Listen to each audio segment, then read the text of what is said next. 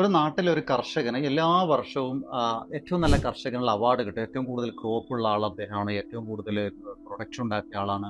ഏറ്റവും കൂടുതൽ വെറൈറ്റി കൃഷി ചെയ്ത ആളെന്നുള്ളവർക്ക് അവാർഡ് ഇങ്ങനെ കിട്ടും. അപ്പോൾ എല്ലാ തവണയും അവാർഡ് കിട്ടുന്നത് കണ്ടപ്പോൾ ഈ റിപ്പോർട്ടർമാരും ചാനലുകാരൊക്കെ പോയിട്ട് ഇങ്ങനെ ഇന്റർവ്യൂ എടുത്തു. അല്ല, നിങ്ങളുടെ ഒരു രഹസ്യം പറയും, എങ്ങനെയാണ് നിങ്ങളിങ്ങനെ അവാർഡ് വാങ്ങിക്കുന്നത്? അപ്പോൾ കർഷകൻ പറഞ്ഞ മറുപടി എന്ന് പറയുന്നത്, ഞാൻ ചെയ്യുന്ന 2 കാര്യങ്ങളാണ് എന്നെ അവാർഡ് വിന്നിങ്ങിന് എടുക്കുന്നത്. ഒന്ന്, ഈ പരിസര പ്രദേശത്ത് എൻ്റെ നെയ്ബറായിട്ടുള്ള എല്ലാ കർഷകർക്കും, എൻ്റെ കൂടെ കോമ്പീറ്റ് ചെയ്യുന്ന എല്ലാ കർഷകർക്കും വിത്ത് ഞാനാണ് കൊടുക്കുക. അത് ഏറ്റവും നല്ല വിത്താണ് കൊടുക്കുക. അത് മാർക്കറ്റിൽ കിട്ടാവുന്ന ഏറ്റവും കുറഞ്ഞ പ്രൈസിന് ഞാൻ ആ വിത്ത് കൊടുക്കുകയും ചെയ്യും. അതുകൊണ്ട് എല്ലാവരും എൻ്റെ അടുത്ത് തന്നെയാണ് വിത്ത് വാങ്ങുക. അപ്പോൾ സ്വാഭാവികമായിട്ടും റിപ്പോർട്ടർമാർ ഞെട്ടി, അല്ല അതെങ്ങനെയാണ് നിങ്ങളുടെ പരിസര പ്രദേശത്തുള്ള മറ്റ് കർഷകർ, നിങ്ങളോട് കോമ്പീറ്റ് ചെയ്യുന്ന കർഷകർക്ക് നാശമുണ്ടാവുകയോ അല്ലെങ്കിൽ അവർക്ക് ക്രോപ്പ് കുറഞ്ഞാലല്ലേ നിങ്ങൾ വിജയിക്കുക? അപ്പോൾ കർഷകൻ പറഞ്ഞ മറുപടി വളരെ പ്രധാനപ്പെട്ടതാണ്. അതിനു മുമ്പ് നിങ്ങൾ ഇതുവരെ ഫോളോ ചെയ്യാത്തവരുണ്ടെങ്കിൽ ഫോളോ ചെയ്തിരിക്കുക. എന്നാലും കർഷകൻ പറഞ്ഞത്, തൊട്ടടുത്ത പ്രദേശത്ത് നല്ല ക്രോപ്പ് ഉണ്ടായാൽ മാത്രമേ അതിൻ്റെ പൂമ്പൊടി പരപരാഗണം പോളിനേഷൻ നടത്തിയിട്ട് എൻ്റെ ക്രോപ്പും കൂടെ നന്നാവുള്ളൂ. അയൽപക്കത്തെ ക്രോപ്പൊക്കെ മോശമാണെങ്കിൽ, അവിടുത്തെ കൃഷിയൊക്കെ മോശമാണെങ്കിൽ എൻ്റെ കൃഷി മോശമാവുകയാണ് ചെയ്യുക.